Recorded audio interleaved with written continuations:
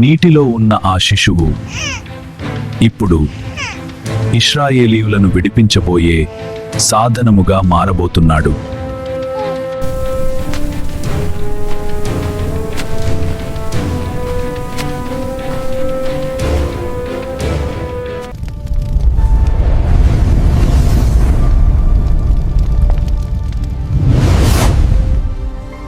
తరువాత మోషే బయలుదేరి తన మామయైన ఇత్రో యొద్దకు వెళ్ళెను.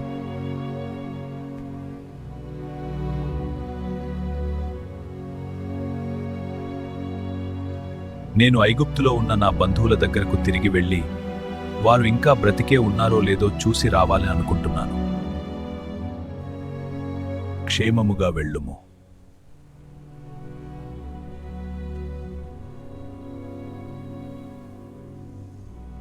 అప్పుడు యెహోవా మిద్యానులో మోషేతో ఇలా చెప్పెను, నీ ప్రాణమును వెదకిన మనుషులందరూ చనిపోయిరి, కాబట్టి ఐగుప్తుకు తిరిగి వెళ్ళు.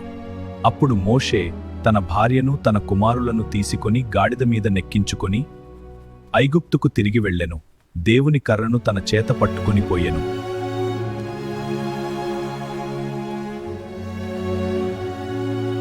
యెహోవా అహరోనుతో ఇలా చెప్పెను, అరణ్యములోనికి వెళ్లి మోషేను ఎదుర్కొనుము. యెహోవా మాట విని అహరోను బయలుదేరెను. దేవుని పర్వతమైన హోరేబు దగ్గర మోషే నిలిచియుండెను. దూరము నుండి అహరోను వచ్చుచుండెను. మోషే తన్ను పంపిన యెహోవా పలికిన మాటలన్నిటినీ, ఆయన చేయమని ఆజ్ఞాపించిన సూచక క్రియలన్నిటినీ అహరోనుకు తెలిపెను.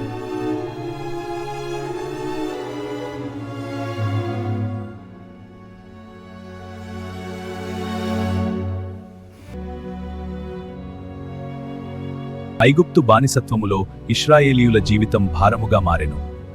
అటువంటి సమయంలో మోషే మరియు అహరోను ప్రజల పెద్దలను కూడగట్టిరి.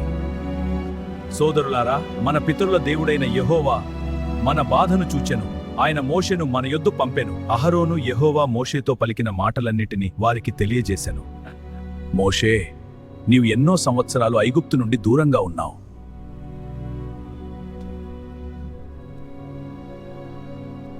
ఇప్పుడు వచ్చి దేవుడు నిన్ను పంపెనని అంటున్నావా? అయితే నీ మాట నిజమని ఎలా నమ్మగలము?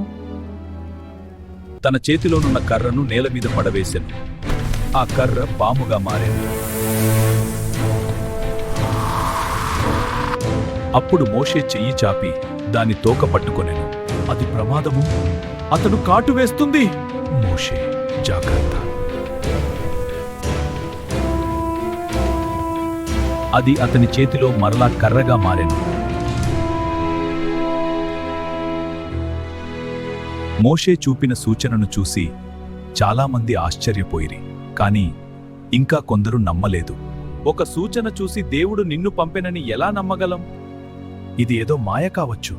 సోదరులారా, యెహోవా మన పితరుల దేవుడు, ఆయనే మోషేను పంపెను. ప్రజల సందేహాన్ని చూసినప్పుడు మోషే మరో సూచన చూపించెను. అతడు తన చెయ్యి వెలుపలికి తీసినప్పుడు ఆ చెయ్యి హిమము వలె తెల్లగా కుష్ఠము గలదయ్యుండెను. అతడు తన చెయ్యి మరల వెలుపలికి తీసినప్పుడు ఆ చెయ్యి అతని మిగిలిన శరీరము వలె స్వస్థముగా మారెను. మోషే చెయ్యి మళ్లీ స్వస్థమవడం చూచినప్పటికీ కొంతమంది ఇంకా నమ్మలేదు. ఒక చెయ్యి స్వస్థమవడం వలన నిన్ను నిజంగా దేవుడు పంపినట్టా? ఇది ఏదో మాయ కావచ్చు కదా. మోషే ఎటిలోని నీటిని నెలమీద వేయగా అదే నెమ్మదిగా రక్తముగా మారెను.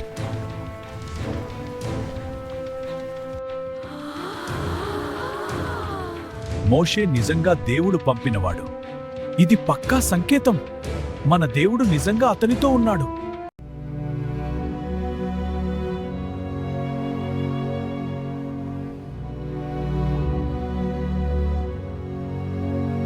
మోషే మరియు అహరోను ఐగుప్తు రాజు ఫరో సమక్షానికి వచ్చిరి.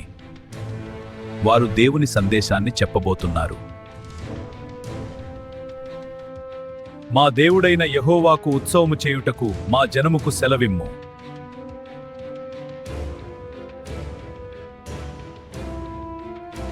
యెహోవా ఎవడు? నేను అతన్ని ఎరుగను. ఇశ్రాయేలీయులు పోరు. రాజు సమాధానం విన్న తర్వాత అక్కడి వాతావరణం ఒక్కసారిగా భారంగా మారింది. కాని ఆ ఇద్దరు నాయకులు వెనక్కి తగ్గలేదు. మహారాజా, హెబ్రీయుల దేవుడు మమ్మును కలిసెను. మేము 3 రోజుల ప్రయాణం చేసి అరణ్యములో మా దేవునికి బలి అర్పించాలి. తన అధికారాన్ని ఎవరూ ప్రశ్నించకూడదని భావించిన రాజుకు ఈ మాటలు అవమానంగా అనిపించాయి. ఆ దినమున ఫరో ఒక కఠినమైన ఆజ్ఞ ఇచ్చెను.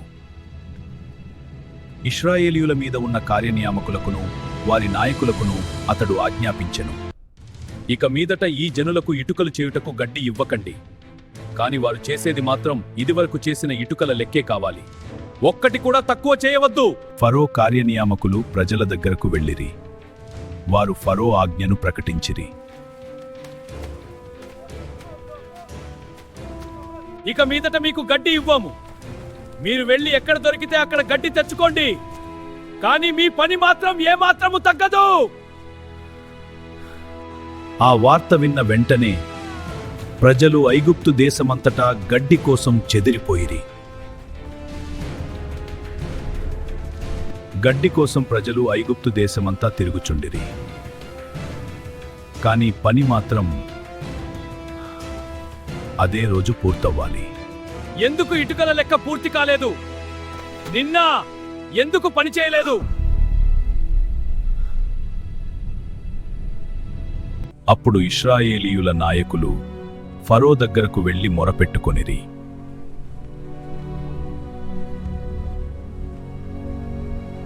ప్రభు, మాతో ఇలా ఎందుకు చేస్తున్నారు? మాకు గడ్డి ఇవ్వరు, కాని ఇటుకలు చేయమని అంటున్నారు. మా ప్రజలను కొడుతున్నారు. మీరు సోమరులు, అందుకే యెహోవాకు బలి అర్పించుటకు వెళ్తామంటున్నారు. పోండి, పని చేయండి. ఫరో యొద్ద నుండి బయలుదేరి వచ్చిన ఇశ్రాయేలీయుల నాయకులు దారిలో నిలబడి ఉన్న మోషే మరియు అహరోనును చూశారు. యెహోవా మిమ్మల్ని చూసి న్యాయం చేయాలి. మీ వల్లే ఫరో ముందు మేము అసహ్యులమైపోయాం. మమ్మల్ని చంపడానికి వారి చేతిలో మీరు ఖడ్గం పెట్టినట్టయింది. ఆ తరువాత మోషే యెహోవా యొద్దకు తిరిగి వెళ్ళెను. ప్రభువా, నన్ను ఎందుకు పంపితివి? నేను ఫరోతో మాట్లాడినప్పటి నుండి ఈ ప్రజల పరిస్థితి మరింత కష్టమైంది. ప్రజల బాధను చూసి మోషే హృదయం భారమైంది. అప్పుడు యెహోవా అతనితో మాట్లాడెను. ఇప్పుడు ఫరోకు నేను చేయబోవుచున్న దానిని నీవు చూచెదవు. బలమైన హస్తము చేత అతడు వారిని పోనిచ్చును. నేనే యెహోవాను. నేను సర్వశక్తిగల దేవుడను పేరున అబ్రాహాము, ఇస్సాకు, యాకోబులకు ప్రత్యక్షమయ్యాను. కాబట్టి ఇశ్రాయేలీయులతో ఇలా చెప్పుము, నేనే యెహోవాను. నేను మిమ్మును ఐగుప్తీయుల బరువుల క్రింద నుండి వెలుపలికి రప్పించెదను. మోషే ఈ మాటలన్నిటినీ ఇశ్రాయేలీయులతో చెప్పెను. కాని వారు వినలేదు. యెహోవా ఆజ్ఞ ప్రకారం మోషే మరియు అహరోను మళ్లీ ఫరోను కలుసుకొనుటకు వెళ్ళిరి. అప్పుడు మోషే తన చేతిలో ఉన్న కర్రను అహరోనుకిచ్చాడు. అహరోనా, ఈ కర్రను తీసుకో, ఫరో ఎదుట దాన్ని నేలమీద వేయి. మోషే మరియు అహరోను ఫరో ఎదుట నిలిచిరి. వారు దేవుని సందేశాన్ని ప్రకటించిరి. ప్రభూ, మా ప్రజలను పంపించు. వారు అరణ్యంలోకి వెళ్లి మా దేవుని సేవించాలి. ఇది మా మాట కాదు, ఇది యెహోవా ఆజ్ఞ. మీ దేవుడు ఎవరు? నేను ఆయనను ఎందుకు నమ్మాలి?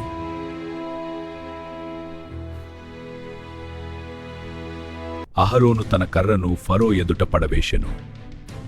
అది సర్పమాయెను. అప్పుడు ఫరో తన విద్వాంసులను మంత్రజ్ఞులను పిలిపించెను. ఐగుప్తు శకునగాండ్రు తమ మంత్రములతో అదే కార్యము చేయుటకు ముందుకు వచ్చిరి. అప్పుడు ఐగుప్తు మంత్రగాళ్లు కూడా తమ కట్రలను పడవేసిరి. అవి కూడా సర్పములయ్యెను. కాని అహరోను కర్ర సర్పము వారి సర్పములను ఒక్కొక్కటిగా మింగివేసెను. అయితే యెహోవా చెప్పినట్లే ఫరో హృదయం కఠినమయ్యెను. అతడు మోషే మరియు అహరోనుల మాట వినలేదు. ప్రొద్దున మోషే, అహరోను నది దగ్గర ఫరో ఎదుటికి వెళ్లారు.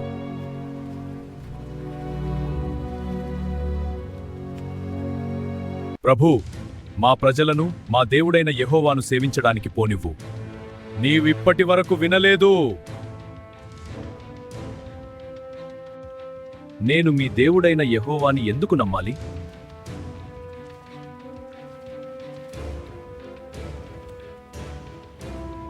ఇదిగో, నా చేతిలో ఉన్న ఈ కర్రతో నేను ఏటి నీటిని కొట్టితే అది రక్తముగా మారుతుంది.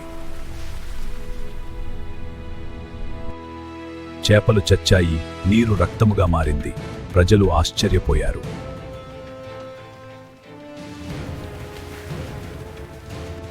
ఇప్పుడు నా చేతిని ఎక్కడా వేసిన నీరు, నది, కాలువ, చెరువు, గుంటన్నీ రక్తముగా మారిపోతాయి. మోషే, అహరోనుల చేతుల ద్వారా నది, చెరువులు, కాలువలు, గుంటలన్నీ రక్తముగా మారాయి. చేపలు చచ్చాయి. ఐగుప్తీయులు ఏటినీళ్లు త్రాగలేకపోయిరి. నీరు రక్తముగా మారింది. అందరూ భయంతో, కన్నీళ్లతో ఎదురుచూస్తున్నారు. యెహోవా చెప్పినట్టే ఫరో గుండె కఠినమయ్యింది. అతను మోషే, అహరోనుల మాటలు వినలేదు. మా దేవుడైన యెహోవాను సేవించుటకు మా జనులను పోనివ్వు, లేకపోతే నీ పొలిమెర్లన్నిటిని కప్పల చేత బాధిస్తాను. ఏటిలో కప్పలు విస్తారముగా పుడతాయి. పని ఇంట, నీ పడక గదిలో, నీ మంచం మీద, నీ సేవకుల ఇండ్లలో, నీ జనుల మీద, నీ పొయ్యిలలో, నీ పిండి పిసుకు తొట్లలోకి ఎక్కివచ్చి నేను చుట్టుకొంటాయి. అప్పుడు అహరోను ఐగుప్తు జలములపై తన చెయ్యి చాపెను.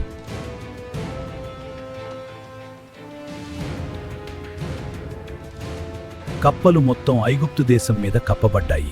ఇంటల్లో, పడక గదుల్లో, పిండి పొలములలో, పాలనా ప్రదేశాలలో ప్రజలు భయంతో అరిచారు. ప్రజలు భయంచారు.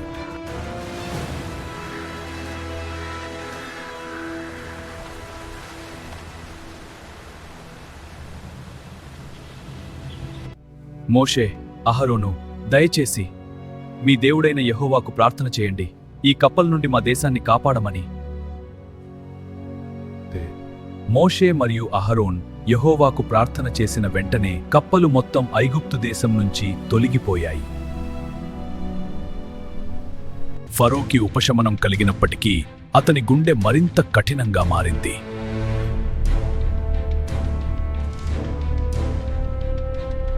అయితే యెహోవా మోషేకు చెప్పినట్లుగా అహరోను తన కర్రను పట్టుకొని చేతి చాపి ఆ దేశపు ధూళిని కొట్టెను. ఆ ధూళి అంతయు ఐగుప్తు దేశమందంతటా పెలు అయ్యెను.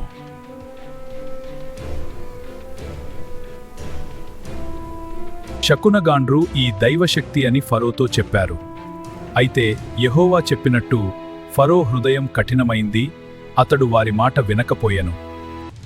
నీవు మా ప్రజలను పోనివ్వకపోతే దేవుడైన యెహోవా నీ మీదకు, నీ ప్రజల మీదకు ఈగల గుంపులను పంపిస్తాడు. ఐగుప్తీయుల ఇండ్లు, వారున్న ప్రదేశమంతా ఈగల గుంపులతో నిండిపోతుంది. కాని మా ప్రజలు నివసిస్తున్న గోషేను దేశంలో ఒక్క ఈగ కూడా ఉండదు.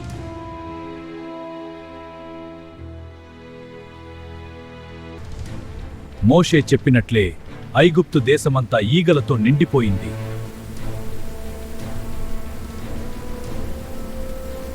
కాని ఇశ్రాయేలీయులు నివసించే గోషేను దేశమంతా ఒక్క ఈగల గుంపు కూడా లేదు.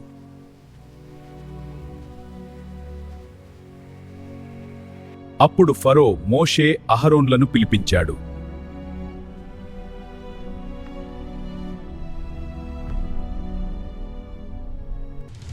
మోషే, అహరోనులు, మీరు వెళ్లి మీ దేశంలో దేవునికి బలి అర్పించండి.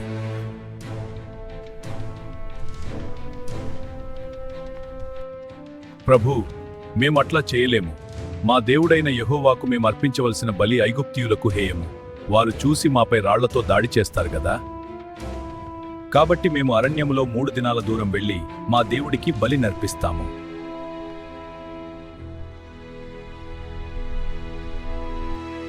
సరే, మీరు వెళ్ళి మీ దేవుడైన యెహోవాకు బలి అర్పించవచ్చు, కానీ దూరంగా వెళ్ళకూడదు మరియు నా కొరకు వేడుకొనుము. అయితే ఫరో ఆ సమయమున కూడా తన హృదయాన్ని కఠినపరుచుకొని జనులను నిజంగా పంపించకపోయెను. ఫరో, మా ప్రజలను పోనివ్వకపోతే నీ పశువులపై తీవ్రమైన తెగులు పడి మిమ్మల్ని బాధిస్తాయి. మరునాడు అన్ని ఐగుప్తీయుల పశువులు చచ్చెను, కాని ఇశ్రాయేలీయుల పశువులలో ఒక్కటియూ చావలేదు. ఫరో ఆ విషయం చూసినా తన హృదయాన్ని కఠినపరుచుకొని జనులను పంపించకపోయెను. ఇన్ని మహిమలు జరిగినా ఫరో హృదయం ఇంకా కఠినంగా ఉంది. యెహోవా శక్తి ఐగుప్తు దేశమంతా కనిపించినా అతడు తన మనసు మార్చుకోలేదు. కాని ఇది ఆగిపోలేదు. ఇంకా భయంకరమైన శిక్షలు ఐగుప్తును ఎదురుచూస్తున్నాయి. తర్వాత ఏమైంది? యెహోవా దేవుడు మరియే మహాసూచనలు చూపించాడు. ఫరో చివరకు లొంగిపోయాడా?